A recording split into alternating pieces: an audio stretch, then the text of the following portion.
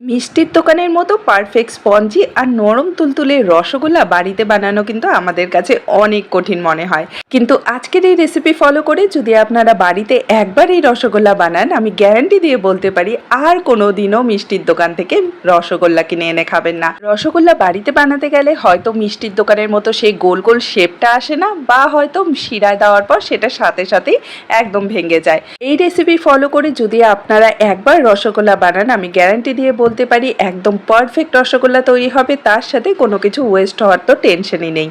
একদম নরম তুলতুলে আর জালিদার এই মিষ্টিগুলো দেখতে যতটা সুন্দর, খেতে কিন্তু তার থেকে অনেক বেশি মজাদার। ছোট থেকে বড় বাড়ির সকলেরই কিন্তু খুব পছন্দ হবে, আর যে একবার খাবে সে কিন্তু আপনার প্রশংসা করতে বাধ্য হবে। একদম সহজভাবে আজকের এই রেসিপি আপনাদের সাথে শেয়ার করব, আশা করছি ভালো লাগবে।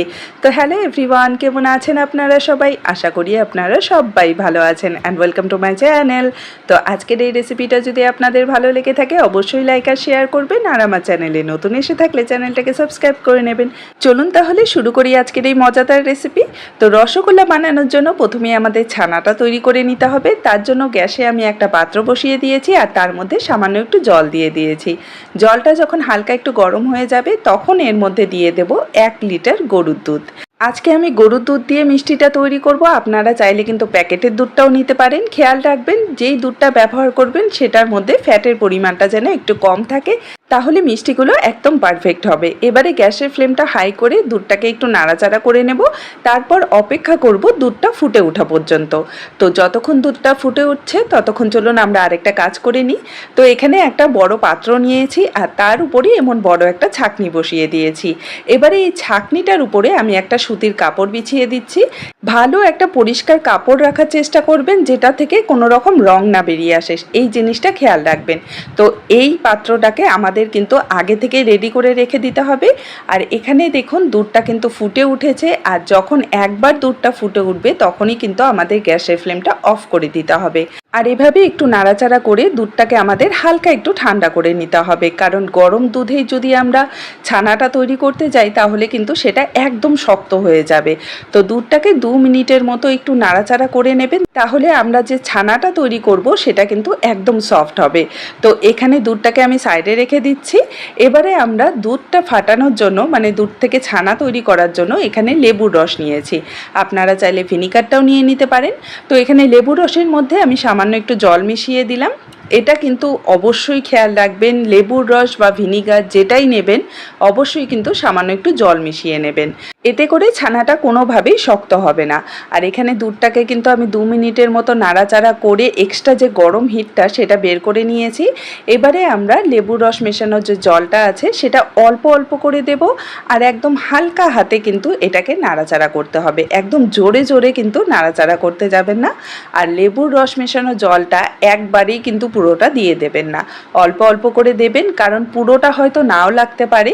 তো সেই বুঝে আপনাদের আর কি লেবুর রস বা ভিনিগারটা অ্যাড করতে হবে। তো এখানে দেখুন ছানাটা কিন্তু পুরোপুরি রেডি হয়ে গেছে, জলটা আর কি আলাদা হয়ে গেছে। তো একদম সফট ছানা যে তৈরি হয়েছে সেটা আপনারা বুঝবেন কি করে? এভাবে হাতে একটু নিয়ে দেখবেন, দেখবেন একেবারে মিহি হয়ে যাবে, তখনই বুঝবেন যে ছানাটা একদম সফট তৈরি হয়েছে।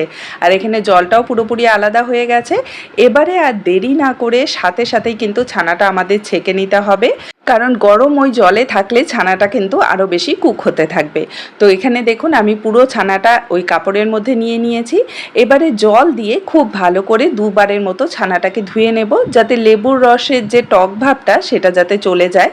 তো 2 থেকে 3 বার ভালো করে ধুয়ে নিলেই হয়ে যাবে। আর এই সময় কিন্তু নর্মাল জল দেওয়াতে আমাদের ছানাটা পুরোপুরি ঠান্ডাও হয়ে যাবে। তো এবারে ভালো করে আমাদের একটু চিপে নিতে হবে, যাতে এক্সট্রা যে ছানা থেকে জলটা আছে সেটা পুরোপুরি বেরিয়ে যায়। আচ্ছা, এখানে একটা জিনিস খেয়াল রাখবেন, খুব জোরে জোরে চিপে কিন্তু একদম ছানাটাকে ড্রাই করতে যাবেন না, একদম হালকা হাতে এটাকে প্রেস করবেন। আর যখন দেখবেন যে ঠিক এরকম টপ টপ করে একদম ড্রপ করে জল পড়ছে, তখন কিন্তু আর এটাকে চেপার দরকার নেই।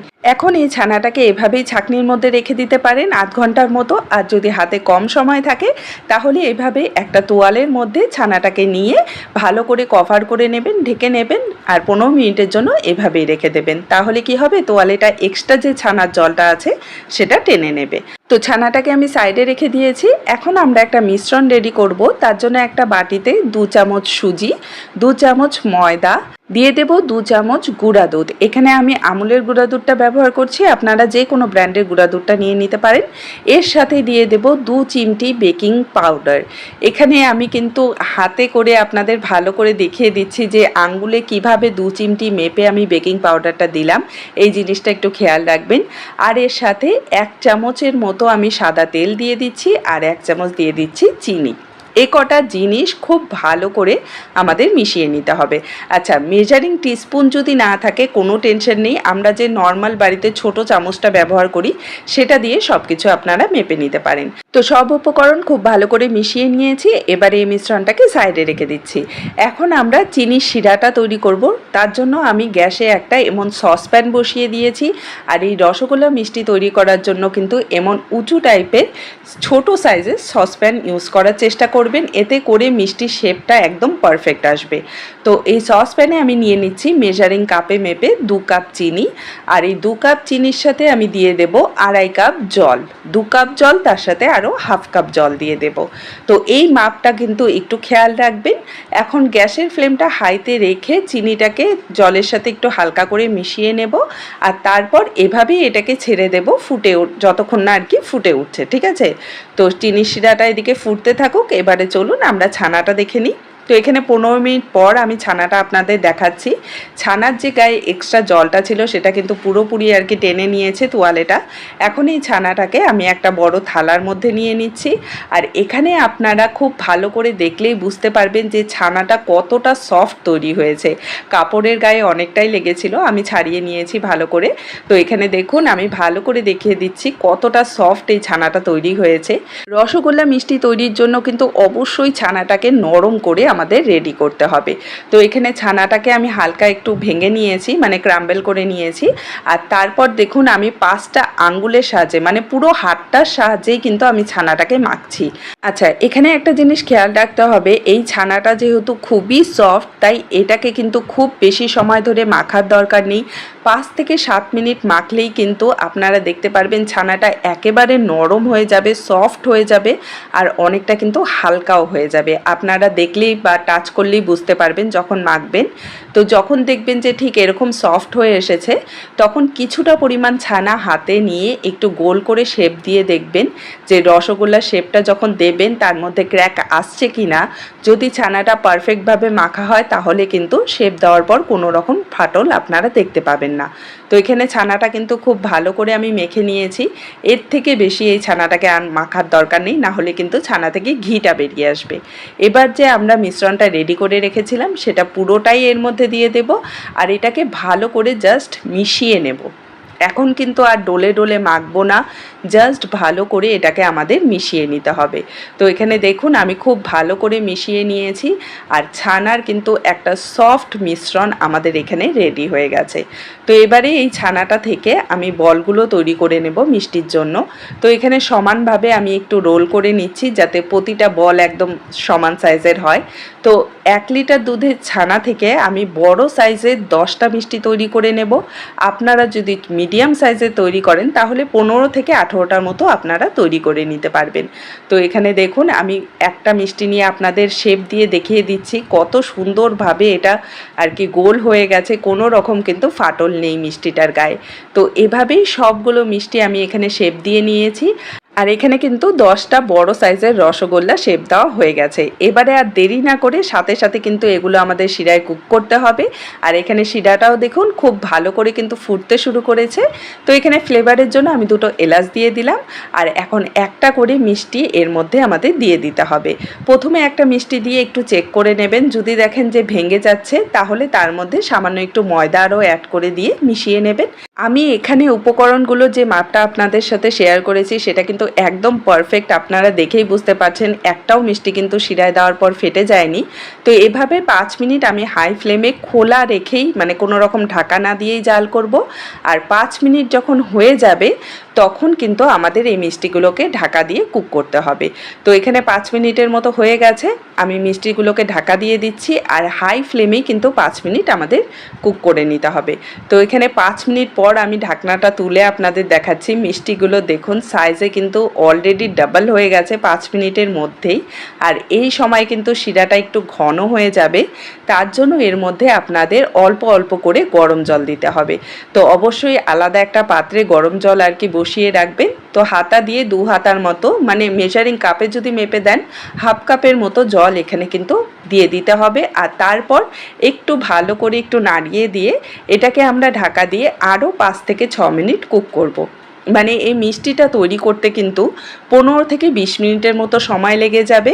আর অবশ্যই 5 থেকে 6 মিনিট পর পর ঢাকনাটা তুলে যখন দেখবেন যে শিরাটা ঘন হয়ে গেছে, তখন এরকম 1 থেকে 2 হাতার মতো গরম জল দিয়ে একটু নাড়াচাড়া করে মিষ্টিটাকে আবার ঢেকে দেবেন। গ্যাসের ফ্লেমটা কিন্তু কোনো মতেই মিডিয়ামে বা লোতে করতে যাবে না, একদম হাই ফ্লেমেই কিন্তু এটাকে কুক করতে হবে। তো এখানে প্রায় 20 মিনিটের মতো আমি মিষ্টিগুলোকে কুক করে নিয়েছি। আর আপনারা দেখেই বুঝতে পারছেন মিষ্টিগুলো কিন্তু শিরার নিচে আর কি চলে গেছে। 20 মিনিট পর একটা মিষ্টি এভাবে একটা জলের বাটিতে নিয়ে রেখে দেবেন। যদি দেখেন যে মিষ্টিটা জলের তলায় ডুবে গেছে, তাহলে বুঝবেন যে একদম পারফেক্টভাবে কুক হয়ে গেছে। যদি দেখেন যে ভেসে আছে, তাহলে আরও কিছুক্ষণ কিন্তু আপনাদের কুক করতে হবে। তো এখানে মিষ্টিটা রেডি হয়ে গেছে, আমি গ্যাসের ফ্লেমটা অফ করে দিচ্ছি। আর মিষ্টিগুলোর সাইজটা আপনারা দেখুন, প্রতিটা মিষ্টি কিন্তু একদম গোল গোল শেপে তৈরি হয়েছে, একদম বড় বড় হয়ে গেছে ফুলে। তো এখানে আমি শিরাটাকে ব্যালেন্স করার জন্য আরও 2 হাতা গরম জল দিয়ে দিলাম।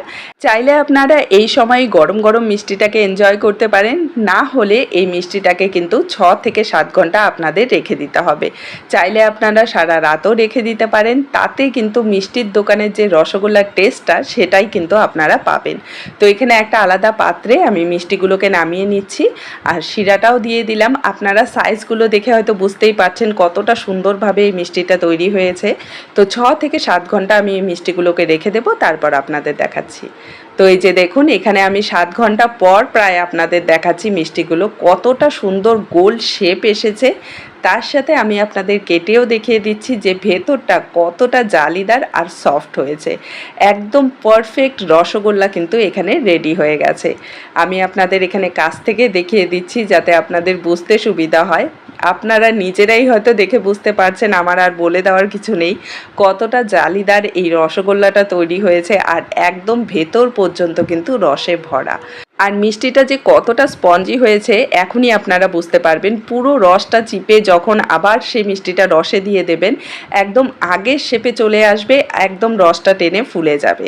খুব সহজভাবে প্রতিটা ডিটেলস আপনাদের সাথে শেয়ার করেছি যাতে আপনারাও নিশ্চিন্তে বাড়িতে এই রসগোল্লা বানিয়ে নিতে পারেন আর পরিবারের সকলের সাথে এনজয় করতে পারেন। তো আজকের এই রেসিপিটা যদি আপনাদের ভালো লেগে থাকে আমাকে কমেন্টে জানাতে কিন্তু একদমই ভুলবেন না। দেখা হবে আরেকটি নতুন সহজ রেসিপি নিয়ে। ভালো থাকবেন, সুস্থ থাকবেন, বাই বাই।